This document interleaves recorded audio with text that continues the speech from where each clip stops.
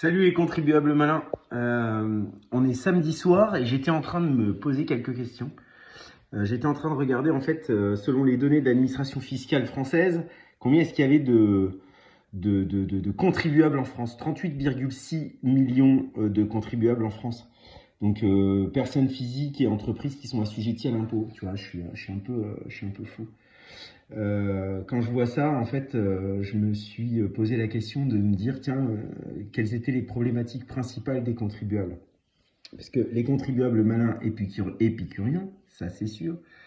Parce que je me dis, pour un samedi soir, Morgane, tu te poses quand même des sacrées questions. Et il y a des gens qui me disent, mais pourquoi tu fais ça? Enfin, qu'est-ce qui t'anime autant? Pour ceux qui n'ont pas l'histoire, quand j'étais gamin, j'en ai eu vraiment marre de voir en fait ma mère, mes parents être face à une fiscalité qu'ils ne comprenaient pas. Et c'est surtout que j'ai fait ça de manière très égoïste, en me disant de toute façon, si à un moment donné je dois rentrer dans le système, il faut impérativement que je comprenne. Et, euh, et quand je vois un petit peu, je suis désolé, je suis un peu crevé, mais ça m'agace au plus haut point. Vous savez pourquoi ça m'agace? Parce qu'en fait, on va rentrer dans la période de déclaration fiscale. Et le fait de rentrer dans la période de déclaration fiscale, je me pose toujours la même question, c'est qu'est-ce qu'on peut apporter, qu'est-ce qu'on peut vous apporter pour pouvoir en fait avoir des clés. Et dans les problématiques principales, arrive en numéro 1 la déclaration et le paiement des impôts. En fait, la déclaration des revenus et des impôts est complexe et c'est surtout chronophage. Et en fait, c'est chronophage parce que moi, en moyenne, je fais un peu plus d'une centaine de déclarations d'impôts par an. Et dans la partie qui est vraiment chronophage, je me rends compte que si moi, j'arrive à faire plus d'une centaine de déclarations d'impôts seul par an, c'est justement parce que j'ai trouvé des mécanismes qui me permettent d'aller beaucoup plus vite, à la fois dans l'analyse, mais à la fois aussi dans le fait de ranger les papiers et les documents.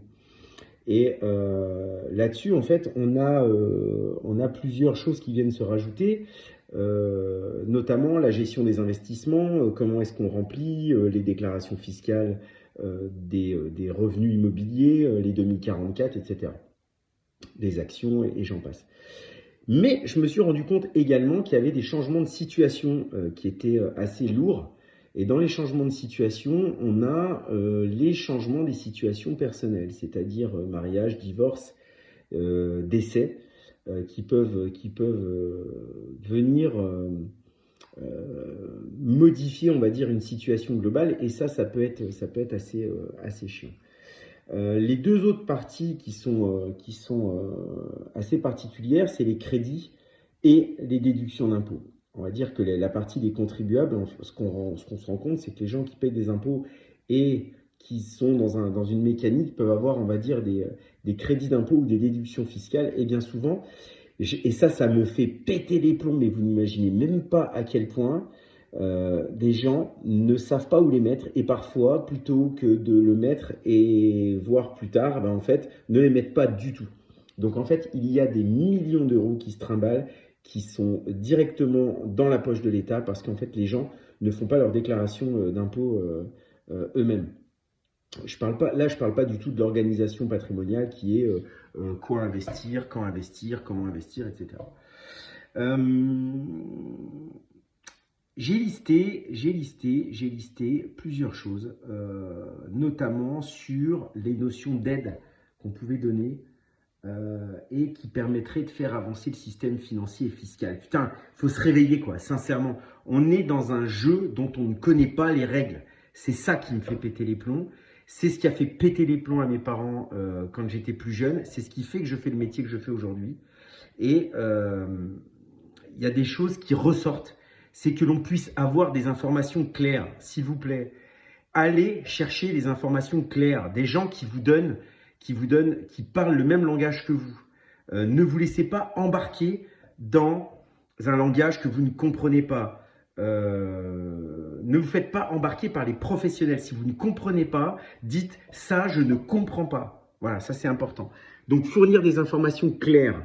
On a besoin de comprendre, de comprendre. On ne fait que ce que l'on comprend.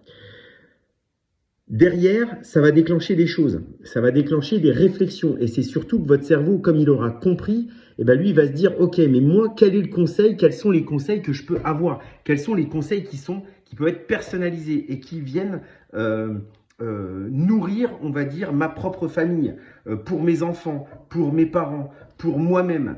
Je veux être un contribuable qui comprend, on va dire, et qui aide, que ma mécanique m'aide à atteindre mes propres objectifs. Ça, c'est hyper important. Dans la manière dont on peut aider, c'est également simplifier les procédures fiscales. En fait, il y a des fois, on peut mettre en place des choses, des micro-choses, des choses qui sont vraiment, pour moi, je vais dire des points de détail et qui peuvent être hyper simplifiantes. Et notamment, je vais parler de la classification. Je suis à deux doigts de balancer ma méthode gratuitement, en fait, de vous dire putain, mais réveillez-vous, juste utilisez cette méthode-là, notamment pour la déclaration d'impôt, parce que il faut savoir qu'on classe toujours plusieurs fois ces documents. Une fois, quand on reçoit les documents, on les range bien dans les classeurs et à un moment donné, en fait, qu'est-ce qui se passe? On les ressort du classeur, sauf qu'on ne sait plus qui et à quel moment les mettre et où les positionner. Alors que si, moi j'ai trouvé une méthode qui me permet de les classer qu'une seule fois. Pour la partie des outils et notamment des ressources en ligne, il y a des outils qui existent en ligne, qui sont mis en place, mais comme tout le système financier et fiscal, en fait, c'est lourd. Quand on se met dessus, c'est chiant. Il suffit de comprendre comment ça marche. Et pour comprendre, eh ben en fait, il suffit de se pencher un petit peu dessus. Donc, prenez le temps de vous pencher dessus. Des fois, ça fait gagner un temps énorme. La problématique, c'est qu'on se penche dessus une année. L'année d'après, on revient. L'outil a évolué, etc. Donc, ce qui est important, et moi, c'est ce que je fais, avec les clients que je suis en perso. Je vais en suivre. Je monte des équipes pour réussir à vous aider, à vous accompagner. Moi, à titre perso, je vais arriver là à la limite. Je suis déjà même en zone rouge pour pouvoir en fait continuer à apporter et apporter à la fois le conseil, l'accompagnement et surtout faire les dégâts. L'éducation fiscale normalement devrait se faire. Alors même pas forcément l'éducation fiscale parce que ça c'est un grand mot, mais avec vos enfants, apprenez-leur déjà à voir comment classer les choses. C'est pareil, moi j'ai une méthodologie qui me permet de classer, de récupérer et d'avoir, que ce soit en numérique ou en ce qu'on appelle en 1.0 à l'ancienne, qui est très très bien et j'essaye de le transmettre à mes enfants parce que eux à un moment donné ils vont être amenés à classer ça. Voilà, c'était la petite vidéo du samedi soir. Je vous souhaite à tous un bon samedi soir pour ceux qui regarderont cette vidéo maintenant, mais c'est surtout... Je vais arrêter parce qu'il est bientôt l'heure d'aller boire des coups. Mais surtout, retenez ça. C'est que si vous avez des questions à un moment donné, posez, envoyez-les moi. De toute façon, on va les traiter parce que je vous dis, là, on rentre dans une dynamique où ce qu'on va faire, c'est qu'on va aller chercher à chaque fois les points les points bloquants sur lesquels vous êtes. L'objectif, c'est de vous faire gagner du temps. Vous avez vraiment autre chose à faire que de perdre votre temps à faire des déclarations fiscales ou à passer des jours et des jours là-dessus, alors qu'une déclaration fiscale, quand elle est bien organisée tout au long de l'année, ne prend que 15 minutes à faire, qu'on ait des revenus fonciers ou pas. Voilà. Donc, écoutez, je vous embrasse, je vous souhaite tous un bon samedi, profitez bien, et je vous dis à très bientôt. Ciao, ciao. Et regardez cette vidéo en x2, ce sera peut-être mieux. Ciao.